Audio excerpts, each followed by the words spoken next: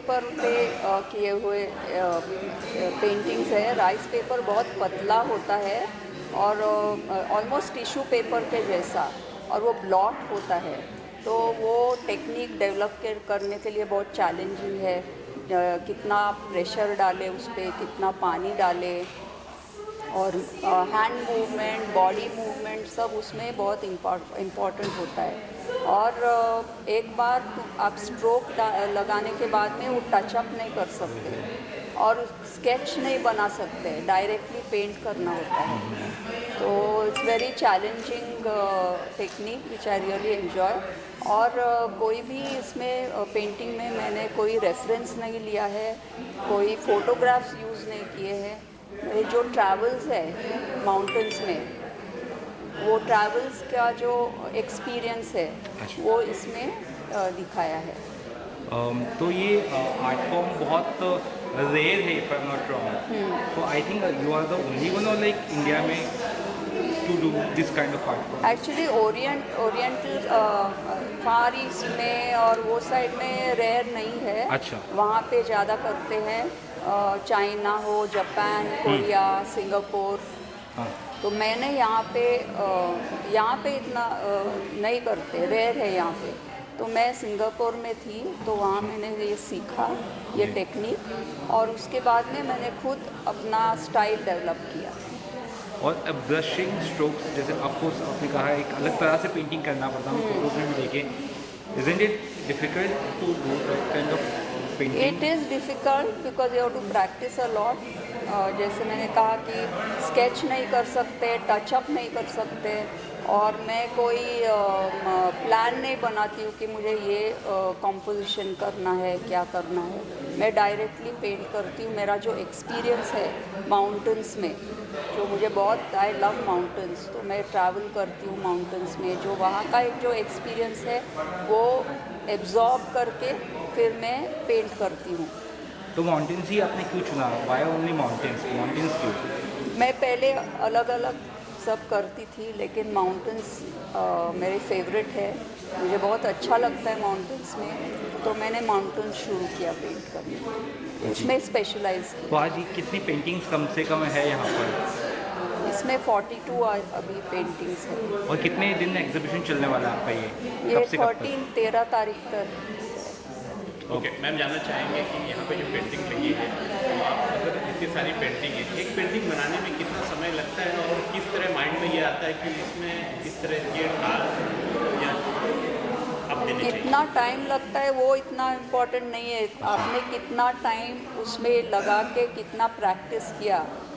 So it's like, it's not, suppose I take 3 hours to do it, is not 3 hours but 25 years plus 3 hours, ऐसे होता है।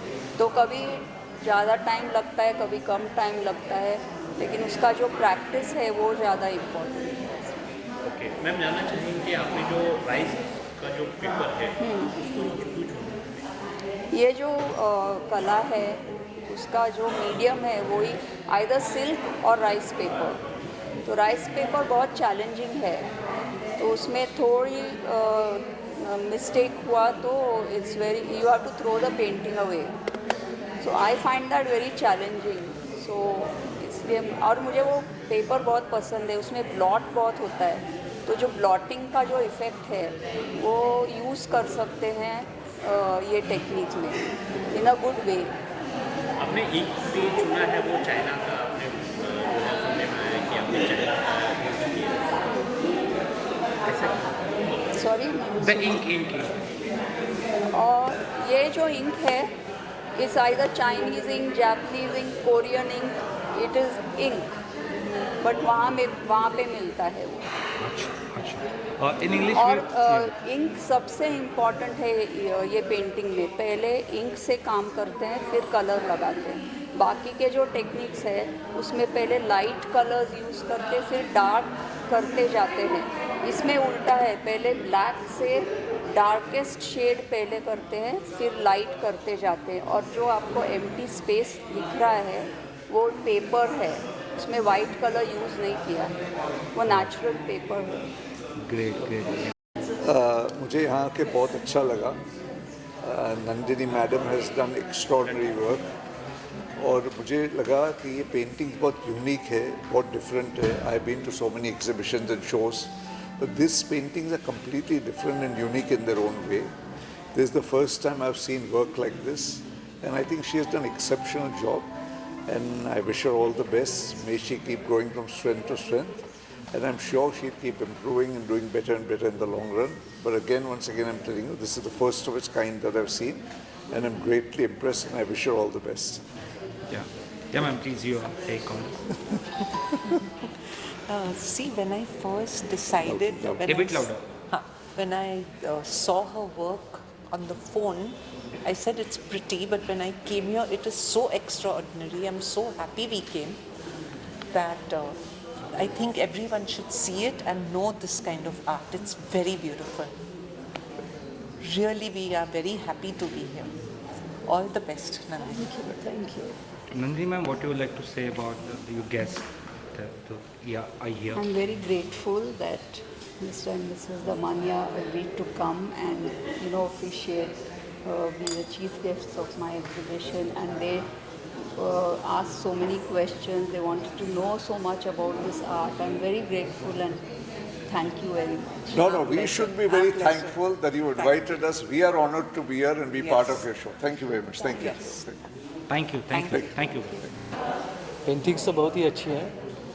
Subject जो mountain stock, तो subject भी बहुत important है, और जो ट्रैंक्विलिटी माउंटेन्स में मिलती है, और जो वो क्या बोलते हैं, उदात्तता बोलते हैं, और एक्सपांस जो बोलते हैं, और जो मानसिक शांति मिलती है माउंटेन्स में, वो बहुत इम्पोर्टेंट है. और ये जो सब पेंटिंग में है, सब वो जो मैं अभी जो बताया मैंने, वो सब पेंटिंग्स में उभर कर आता है. So very nice, very beautiful paintings. जी मैम, क्या कहेंगे आप? Yeah, I was fascinated.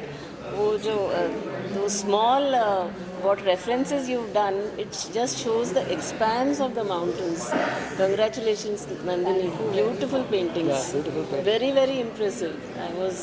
And the colors also are so good, and the white actually makes the mountains stand out. That is definitely there. And you are saying that's the paper? Yeah, that's the paper. Yeah. Very, very nice. Thank you.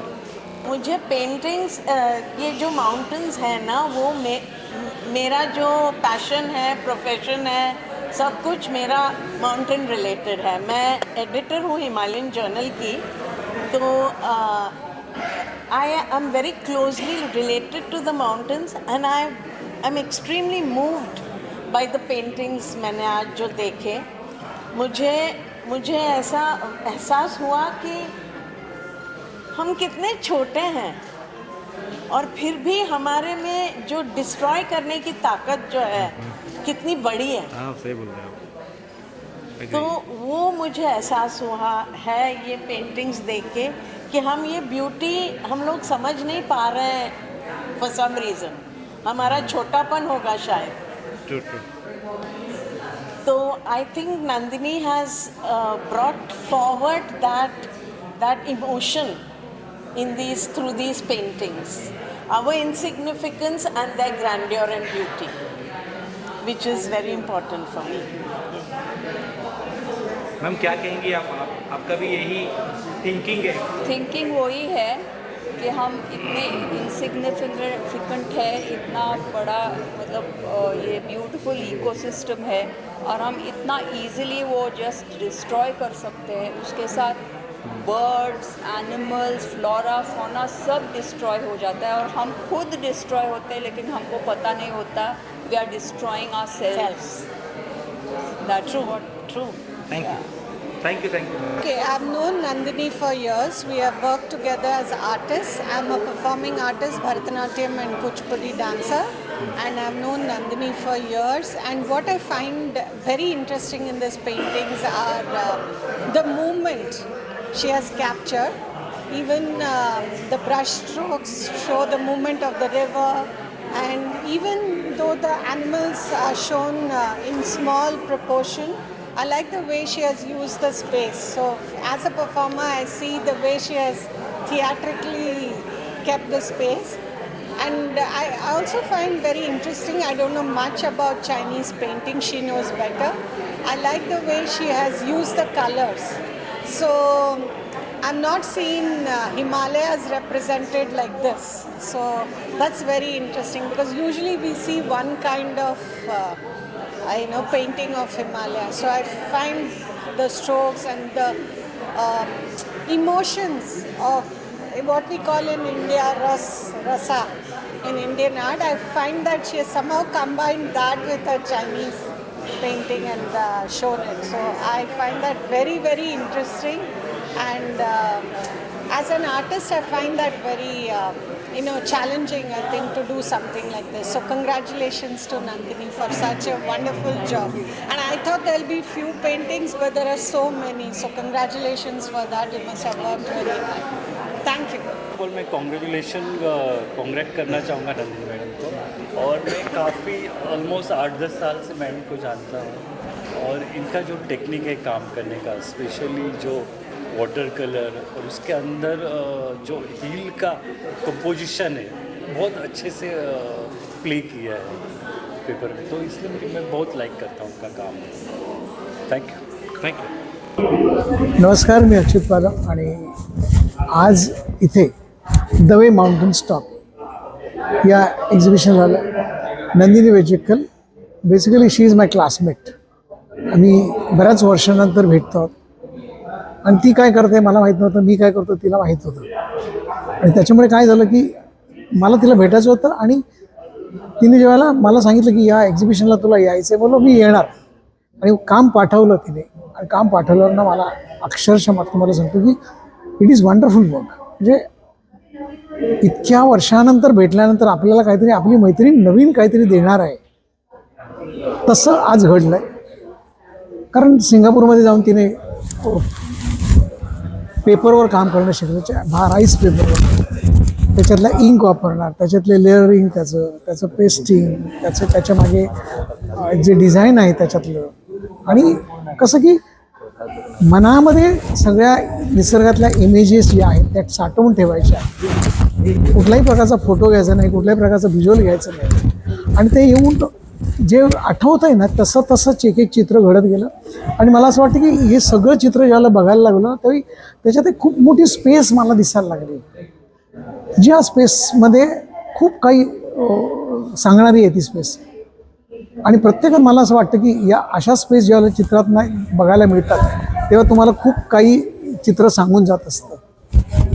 हे एक चांगलं प्रदर्शन मला असं बघायला मिळालं वर्षाच्या सुरुवातीला. आणि वर्षाची सुरुवात मला असं वाटतं की खूप छान झाली आहे माझी, कारण नंदिनीने केलेलं काम, तिची अथक परिश्रम, आणि तिच्याशी बोलताना मला असं जाणवलं की चित्र करताना सुरुवात केली की नंतर कुठे थांबायचं हे आपोआप चित्र शिकवत असतं तुम्हाला. मला वाटतं this is a best solution for your self. काय होतं की कोणीतरी तुम्हाला थांब म्हणून सांगणं ह्याच्यापेक्षाही स्वतः थांबलं पाहिजे, आणि ते स्पेस त्याच्यातली शिकवत असते, त्याच्यातले रंग शिकवत असतात, त्याच्यातली टेक्निक शिकवत असते. आणि मला वाटतं या सगळ्या चित्र जेव्हा पाहिलं त्यावेळेला त्याच्यात आणखी एक गोष्ट ॲडिशन मला बघायला मिळेल, ती म्हणजे चंद्राची खूण, जी तिच्या मनात कुठेतरी असं वाटायला लागलं की प्रत्येक चित्रात ती दिसायला लागली.